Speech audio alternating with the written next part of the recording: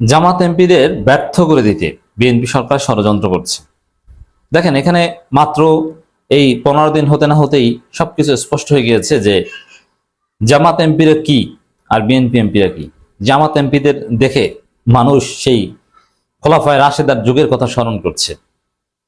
এটা বিরল, এটা পৃথিবীতে বিরল, নট অনলি ইন বাংলাদেশ। বাংলাদেশে তো অসম্ভব যে এমপি সে মানুষের দ্বারে দ্বারে যাচ্ছে।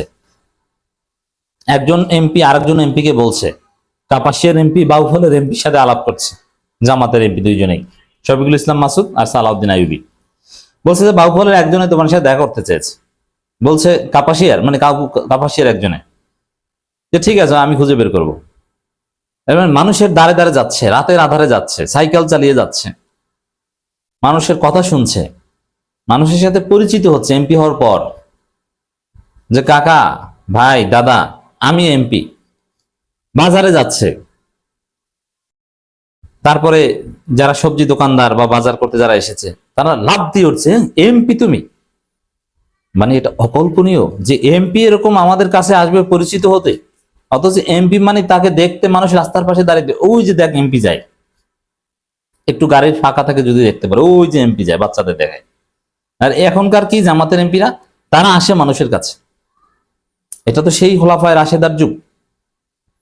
জামাত এমপিরা যে আসলে অসাধারণ কিছু, এটা তো স্বাভাবিক যে কোনো এমপি নয়, এটা বিএনপি সরকার টের পেয়েছে। এবং এই 68 জন এমপির যে কার্যক্রম, সাথে এনসিপিরও আছে, এটা দেখে পুরো বাকি আসনের জনগণ আক্ষেপ করবে, ইস আমাদের এমপি যদি এরকম হতো, আমরা যদি জামাতের এমপি বানাতে পারতাম তাহলে তো এরকমই হতো। এলাকার মেম্বার থেকে আমরা যে প্রত্যাশা করি যে মেম্বার ঘরে আসবে, চা খাবে, এখন দেখি এমপি সেটা। যার জ্বালা, কার কি লাগবে বলেন, আমি দেব। আবার এমপি কিসের দুর্নীতি, একটা টাকা তার বাড়বে না, গরিব গরিবই থাকবে।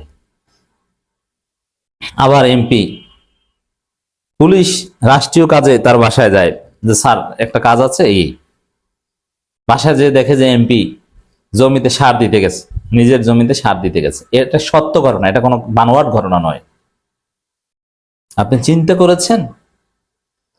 এবং এই এমপির এলাকায় যত অনিয়ম আছে, সরকারি হাসপাতাল থেকে শুরু করে যত জায়গায় অনিয়ম আছে, চাঁদাবাজি, সবকিছু দূর করে একটা সমৃদ্ধ এলাকা গঠনের উদ্যোগ নিয়েছে জামাতের এমপিরা। স্বাভাবিকভাবে বিএনপির যারা সিন্ডিকেট বাস, চাঁদাবাজ, চান্দা খাওয়া যাদের অধিকার, তারা এটা মানতে পারছে না। তারা কোথাও কোথাও মিছিল করছে, বাধা দিচ্ছে, ইরিটেট করছে। কিন্তু জামাতের এমপিরা দমে যাওয়ার পাত্র নয়, কাউকে কেয়ার করবে না বলে দিয়েছে। বিশেষ করে আমির হামজা দি গ্রেট। সেখানে দেখা যাচ্ছে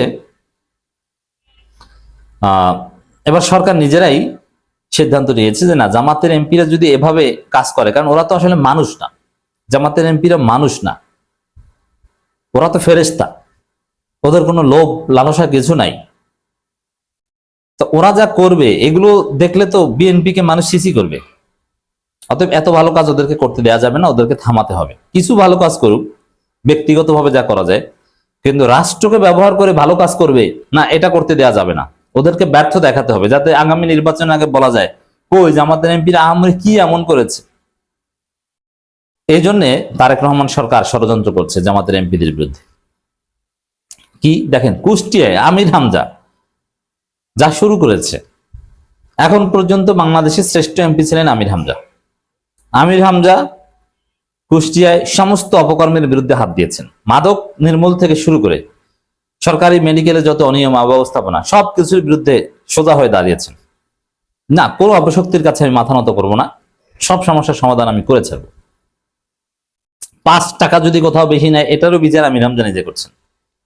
এবং আমির হামজা সহযোগিতা পাওয়া শুরু করেছিলেন ডিসির কাছ থেকে, কারণ কুষ্টিয়ার ডিসি একজন অসাধারণ ব্যক্তিত্ব, দাড়িওয়ালা লোক, ভদ্রলোক, নামাজি লোক। আমির হামজা একজন আলেম, মানে মিলেছিল ভালো, ব্যাটে বলে মিলে গিয়েছিল। এবং ডিসি আমির হামজাকে যথেষ্ট রেসপেক্ট করতেন। অথচ কুড়িগ্রামের ডিসি জামাত এমপিদেরকে অবমূল্যায়ন করেছেন। সে কুড়িগ্রামের ডিসি বহাল তবিয়তে আছে, অবমূল্যায়নের অভিযোগে বিক্ষোভ মিছিল হয়েছে। কিন্তু কুষ্টিয়ার ডিসি জামাত এমপি আমির হামজা কোঅপারেট করছে, রেসপেক্ট করছে, এটা বিএনপি সহ্য হয়নি। এ কারণে কুষ্টিয়ার ডিসি কে সরিয়ে দিয়েছে, প্রত্যাহার করেছে। তো এই যে কুষ্টিয়ার ডিসি কে প্রত্যাহার করা, শুধু কুষ্টিয়ার ডিসি না, এরকম 5 জায়গার ডিসি কে প্রত্যাহার করা হয়েছে। এখন এই প্রত্যাহার স্বাভাবিক, আপনি এটাকে অন্যায় বলতে পারবেন না, এটার অধিকার রয়েছে। কিন্তু ইন্টেনশন হচ্ছে জামাত এমপিদের ব্যর্থ করে দেয়া। তাহলে কুষ্টিয়ার এমপিকে নিয়ে পুরো জাতি গর্বিত, কুষ্টিয়ার ডিসি কে নিয়ে। কুষ্টিয়ার ডিসি এবং সিলেটের ডিসি, ডিসি সরওয়ার সিলেটের, এই দুইজনকে মানুষ প্রশংসা করছে। এখন এদেরকে নাই, এদেরকে এখন অন্য কোনো ধৈর্য পদে চাকরি দেওয়া হবে, এদেরকে ডিসির মতো গুরুত্বপূর্ণ পদ আর দেওয়া হবে না। এমন যদি হয় যে ঠিক আছে কুষ্টিয়ার ডিসি কে কুষ্টিয়া থেকে বরিশালে পাঠানো হয়েছে, এটা একটা ভিন্ন কথা, কিন্তু না, আমার মনে হয় তাকে ডিসিগিরি করতে দেওয়া হবে না, তাকে সচিবালয় কোনো একটা দায়িত্ব দিয়ে বসেই থাকবে। তো দর্শক, এই যে খবর 5 জেলার ডিসি প্রত্যাহার, এটা মূলত জামাত এমপিদের ব্যর্থ করে দেওয়ার একটা বিএনপি সরকারের ষড়যন্ত্র। কারণ কি, ওই যে জামাত এমপিরা যা শুরু করেছে, জাস্ট ডিসিদের একটু কোঅপারেশন পেলে, ওসিদের কোঅপারেশন পেলে মাদক মুক্ত করে ফেলবে, চাঁদাবাজি মুক্ত করে ফেলবে, এবং যত অনিয়ম আছে সবকিছু একদম শূন্যর কোঠায় এনে ফেলবে। এখন ডিসি যদি এমপি কে কোঅপারেট করেন, তাহলে ওসি লাইনে আসতে বাধ্য, কারণ জেলার আইন শৃঙ্খলা কমিটির প্রধান কিন্তু ডিসি, এসপি তার অধীনে। তা ডিসি যদি এসপি কে বলে ওসি কে এটা বলে দাও, এসপি যদি ওসি কে বলে, ওসির বাপ ওটা করতে বাধ্য, স্থানীয় বিএনপি নেতা যাই বলুক না কেন। এই জন্য ডিসি কে সরানোই হচ্ছে আসল খেলা। ডিসি কে সরালে এমপি দুর্বল। এমপি কে যদি ডিসি কোঅপারেট না করে, যদিও জামাতের লোকজন এত ভোদাই না, তারা ডিসি উল্টাপাল্টা করলে সেটা নিয়ে প্রকাশ্যে কথা বলবে। বিশেষ করে রংপুরের ডিসি কে ঘাট ধরে রংপুর থেকে বের করার ব্যবস্থা করতে হবে, কারণ জামাতের এমপিদের অবমূল্যায়ন করছে। এই জন্য দেখবেন সাতক্ষীরা, মেহেরপুর, চুয়াডাঙ্গা, বাগেরহাট, যেসব জায়গায় জামাতের এমপিদের আধিক্য, সেই সব জায়গায় দেখবেন যে হিন্দু ডিসি অথবা আগে আওয়ামী লীগ ব্যাকগ্রাউন্ডের ডিসি, এদেরকে, অথবা কথিত মুক্তিযুদ্ধের চেতনায় বিশ্বাসী ডিসি, এদেরকে পাঠানোর চেষ্টা করবে, যাতে তাদেরকে কোঅপারেট না করে পর্যাপ্ত। এটা বিএনপি নিজের পায়ে নিজে কুড়াল মারছে। এটা আত্মঘাতী সিদ্ধান্ত। প্রতিপক্ষ দলের এমপিদের ব্যর্থ করে দেওয়ার চেষ্টা, এটা সরকার করতে পারে না। সুযোগ দেওয়া উচিত, যে এমপি যত পারে ভালো কাজ করুক, কিন্তু না, বিএনপি সরকার উল্টো পথে হাঁটছে। আমরা এর প্রতিবাদ জানিয়ে রাখলাম। দর্শক, দেশের 5 জেলায় জেলা প্রশাসক, ডিসি ও জেলা ম্যাজিস্ট্রেট প্রত্যাহার করে প্রজ্ঞাপন জারি করা হয়েছে। জনপ্রশাসন মন্ত্রণালয়ের সিনিয়র সহকারী সচিব জেতিপুর, ওরে বাবা, নামটা কি জেতিপুর, এর আবার কি?